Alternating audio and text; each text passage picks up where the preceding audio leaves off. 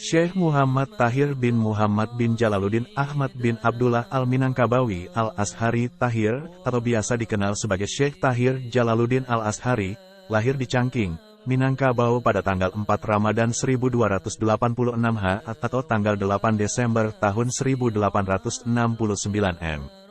Ayahnya meninggal dunia di Cangking, Minangkabau pada tanggal 27 Jamadil Awal 1288 H, 1871 M. Sedangkan ibundanya juga meninggal dunia di Cangking pada tahun 1295 H, 1878 M. Syekh Tahir Jalaluddin Al-Ashari menikah dengan Aisyah binti Syekh Muhammad bin Syekh Ismail Al-Khalidi di Makkah pada tanggal 26 Zulkaidah 1305 H, tanggal 4 Agustus tahun 1888 M. Diakadkan oleh Sayyid Bakri Syatta yang menerima wakil dari Syekh Ismail bin Syekh Muhammad di hadapan Sayyid Umar Syatta, Syekh Muhammad Nur bin Syekh Ismail, Syekh Muhammad Saleh Al-Kurdi, Syekh Ahmad Khatib Al-Minangkabawi dan Syekh Ismail bin Syekh Muhammad, saudara Aisyah. Perkawinan yang pertama ini adalah dengan cucu Syekh Ismail Al-Khalidi Al-Minangkabawi, ulama besar yang terkenal dan penyebar tarikat Naqsyabandiyah Khalidiyah. Kemudian Syekh Tahir Jalaluddin menikah lagi dengan Kalsum binti Haji Ibrahim, pada tanggal 9 Rajab, 1310 H, tanggal 27 Januari tahun 1893 M. Selanjutnya, tanggal 13 Ramadan 1310 H, tanggal 31 Maret tahun 1893 Masehi, menikah dengan Jamilah binti Haji Abdul Karim. Tanggal 20 Jamadil Awal 1317 H, tanggal 23 September tahun 1899 Masehi menikah lagi dengan Aisyah binti Haji Mustafa bin Datuk Menteri Sati yang dihadiri oleh Syekh Muhammad Al-Hayat, Haji Hashim Kelantan dan lain-lain. Syekh Tahir Jalaluddin Al-Ashari wafat di Kuala Kangsar, Perak, sesudah salat subuh pada hari Jumat, 22 Rabiul Awal 1376 H, tanggal 26 Oktober tahun 1956 M. Pada tahun 1879 M, ketika beliau masih berusia 10 tahun, pergi ke Makkah bersama Syekh Ahmad Khatib bin Abdul Latif. Sesampainya di Makkah, beliau diasuh oleh Syekh Muhammad Saleh Al-Kurdi. Beliau mengaji Al-Quran kepada Syekh Abdul Haq di Madrasah Asy-Syaikh Rahmatullah serta belajar kitab kepada Syekh Umar Syatta, Syekh Muhammad Al-Hayat, dan Syekh Ahmad Khatib Al-Minangkabawi. Syekh Ahmad Al-Fatani juga termasuk salah seorang guru dari Syekh Tahir Jalaluddin. Setelah Syekh Ahmad Al-Fatani pulang dari Mesir dan ke Mekah pada akhir tahun 1881 M atau awal 1882 M, beliau mempengaruhi pemuda-pemuda Melayu dan murid-murid beliau di Makkah mengenai kelebihan pendidikan di Masjid Al-Azhar, Mesir. Maka pemuda Melayu peringkat pertama yang dikirim oleh Syekh Ahmad Al-Fatani belajar di Mesir ada beberapa orang, di antaranya Syekh Tahir Jalaluddin. Sewaktu Syekh Tahir berada di Mesir, terdapat banyak surat timbal balik antara kedua-duanya. Syekh Ahmad Al-Fatani memberikan kepercayaan kepadanya dalam kepengurusan putra-putra Raja Riau yang beliau kirim ke Mesir, termasuk juga anak Syekh Ahmad Al-Fatani yang bernama Haji Ismail, Muhammad Zain bin Ahmad Kelantan dan lain-lain. Dalam suratnya Syekh Ahmad Al-Fatani menyebut Syekh Tahir Jalaluddin dengan panggilan Waladuna, yang artinya anak kami, atau maksudnya Ananda. Sebaliknya Syekh Tahir Jalaluddin menyebut Syekh Ahmad Al-Fatani dengan panggilan Waliduna, artinya ayah kami, atau maksudnya ayahanda.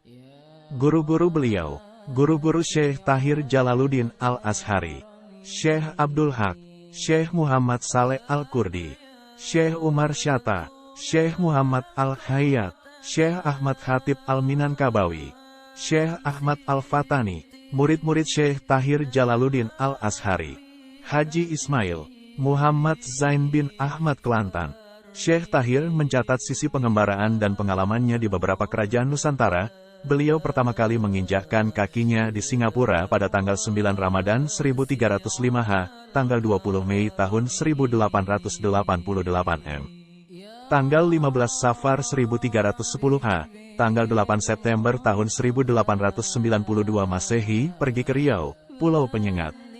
Di sana beliau berjumpa dengan Syekh Muhammad Nur bin Syekh Ismail Al-Khalidi Al-Minangkabawi.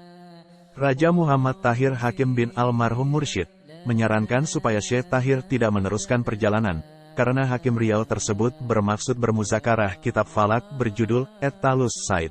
Maka Syekh Tahir tinggal di Pulau Penyengat hingga bulan Rabiul Akhir. Dari Penyengat, Syekh Tahir kembali ke Singapura. Kemudian dengan menumpang sebuah kapal layar beliau menuju ke Siantan, Kepulauan Anambas bersama Syekh Muhammad Nur bin Syekh Ismail Al-Khalidi Al-Minangkabawi.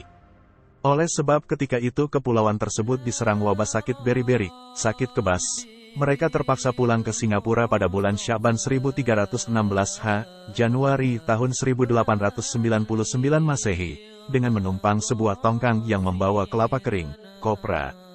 Tanggal 5 Ramadan 1321 H, tanggal 24 November tahun 1903 Masehi, Syekh Tahir ke Surabaya dan singgah di Bali, Buleleng, dan Ampenan.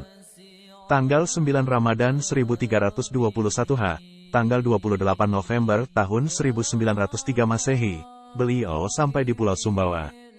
Pada 13 Ramadan 1321 H, tanggal 2 Desember tahun 1903 Masehi, Syekh Tahir Jalaluddin berhenti di rumah Tuan Kadi Haji Muhammad Saleh, Sultan Muhammad Jalaluddin Ibni Sultan Muhammad Daimuddin, Sumbawa. Tanggal 7 Zulhijjah 1321 H, tanggal 23 Februari tahun 1904 Masehi, Syekh Tahir dari Sumbawa menuju ke Bima. Tiba di Bima pada tanggal 25 Februari lalu berhenti di rumah Imam Haji Talib dan menghadap Sultan Ibrahim bin Sultan Abdullah bin Sultan Ismail bin Sultan Abdul Hamid. Tanggal 16 Zulhijjah 1321 H, tanggal 3 Maret tahun 1904 Masehi, Syekh Tahir Jalaluddin dari Bima menuju ke Makassar.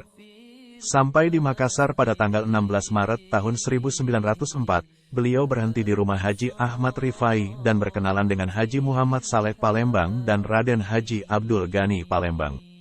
Pada tanggal 17 Maret beliau ke Goa menemui Haji Daud Daeng Manabi bin Yusuf. Kemudian menghadap Sultan Husain bin Sultan Idris bin Sultan Abdul Qadir bin Al-Amir Mahmud Goa. Kitab Irsyadul Haidi li petik terbalik Ilmil Faraidi, diselesaikan pada hari Kamis, 12 Jamadil Akhir 1348 H. Cetakan pertama, Matba'ah Al-Ahmadiyah 82 Jalan Sultan, Singapura, 10 Rayap 1348 H, tanggal 11 Desember tahun 1929 M. Kandungannya membicarakan masalah membahagi pusaka. Penggal yang kedua, diselesaikan pada hari Jumat, 9 Safar 1371 H. Cetakan pertama, oleh percetakan yang sama, 1371 H, 1952 M. Huraian yang membakar, Taman Persuraian Haji, diselesaikan pada tahun 1349 H. Pokok perbicaraan adalah tentang salat sunnah sebelum salat Jumat. Perisai orang beriman pengisai mazhab orang Qadian, diselesaikan pada 4 Rabiul Awal 1349 H, 30 Juli tahun 1930 Masehi, di Singapura. Dicatatkan umur pengarang 62 tahun Komariah, 6 bulan genap. Atau 60 tahun Syamsiah, 7 bulan, 23 hari. Kandungannya membantah ajaran Qadiani. Cetakan pertama oleh Setia Press, 32 Lorong 21 Geylang, Singapura. Itaful Murid fi Ahkami Tajwid, tanpa disebut tarikh selesai penulisan. Kandungan pelajaran Tajwid Al-Quran. Cetakan yang ketiga, Jelutong Press, Pulau Pinang, 1349 H, 1931 M. Cetakan yang keempat, Matba'ah Persama, Pulau Pinang, 1352 H, 1933 M. Ta'yidu Tazkirah Mutbais Sunnah Firradi petik terbalik, Alal Kaili Bisaniyati Rakaataini Kablal Jumah, dalam bahasa Arab. Diselesaikan di Pulau Pinang pada 12 Syawal 1349 H. Kandungannya membahas perkara khilafiyah salat sunnah 2 rakaat sebelum salat Jumat. Dicetak oleh The United Press, 55 Aceh Street, Penang, 1372 H, 1953 M. Natijatul petik terbalik umur, diselesaikan, 1355 H, 1936 M. Kandungannya mendapatkan perhitungan pada takwin tarikh Hijri dan Miladi, arah kiblat dan waktu-waktu salat yang boleh digunakan selama hidup. Dicetak oleh Penang Printer Press, Pulau Pinang, 1355H, 1936 m.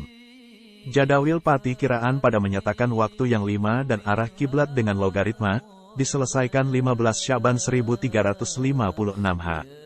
Kandungan perhitungan falakiyah. Pada halaman 13 ada catatan, bahwa gurunya Al-Alamah Syekh Muhammad bin Yusuf Al-Hayat, ulama Al-Haramul Maki yang mengajar berbagai ilmu di Masjidil Haram khusus ilmu hisab dan ilmu falak. Kemudian ulama tersebut dilantik menjadi Syekh Al-Islam Kedah yang meninggal dunia di Batuban, Pulau Pinang, pada tanggal 17 Rajab 1333H.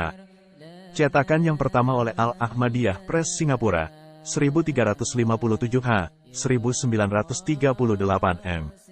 Dicetak dalam bentuk kombinasi Melayu atau Jawa dan Latin atau Romawi. Nuhbatut Takrirat fi Hisabil Auqat wa Sammatil Kiblat bil Lugaritmat, tanpa dinyatakan tahun selesai penulisan. Kandungannya membicarakan kaidah ilmu falak. Uraiannya ditulis dalam bahasa Arab sedang jadwal yang menggunakan angka ditulis dalam angka Romawi atau Latin. Cetakan yang pertama, Royal Press, 745 Northbert Road, Singapura, 1356H, 1937 m.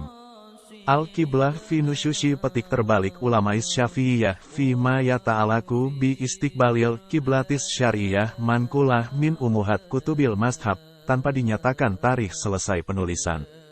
Kandungannya membicarakan falak. Dicetak oleh Matba'ah Az-Zainiyah, Taiping 1951, atas kebenaran Majelis Ugama Islam dan Adat Melayu Perak, No. 18, DLM, PK, Red, Dep 110/50, bertarikh tanggal 21 September tahun 1950. Terdapat 8 nama ulama yang mengesahkan, yakni Haji Abdullah Pakhim, Mufti Pulau Pinang, Haji Ahmad bin Tuan Husain Kedah, Guru Besar Sekolah Arab Pokok Sena Seberang Perai, Haji Syihabuddin bin Abdus Samad Sungai Dua, Haji Hamzah bin Haji Muhammad Ali Pak Jaksung, Seberang Perai, Haji Muhammad Saleh Al-Masri, Sekolah Arab Bukit Martajam, Haji Muhammad Sa'ad Al-Masri, Sekolah Arab Bukit Martajam, Abdul Halim Usman Mudir Al-Mahad Al-Mahmud Alor Setar dan Muhammad Nawawi bin Muhammad Tahir, Guru Agama Perak.